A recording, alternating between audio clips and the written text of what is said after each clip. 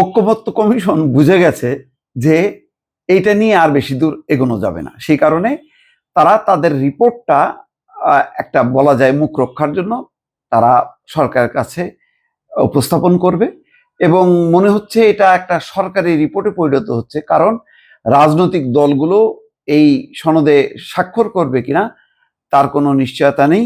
এমনকি এই সনদটা কিভাবে বাস্তবায়ন হবে তারও কোনো বিষয় নির্দিষ্ট করা থাকছে না।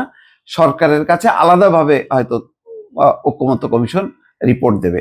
সব মিলায়ে এটি কিভাবে বাস্তবায়ন হবে, সবার স্বাক্ষর থাকবে কিনা, এটা নিয়ে কোনো রকম সিদ্ধান্ত চূড়ান্তভাবে উপনীত হতে পারছে না ঐকমত্য কমিশন, কারণ রাজনৈতিক দলগুলো জুলাই সনদের নানা বিষয় নিয়ে তাদের দ্বিমত আছে, বাস্তবায়ন নিয়ে তাদের দ্বিমত আছে। ফলে এটি শেষ পর্যন্ত ভাগ্য কিভাবে নির্ধারিত হবে দর্শক বলা যাচ্ছে না।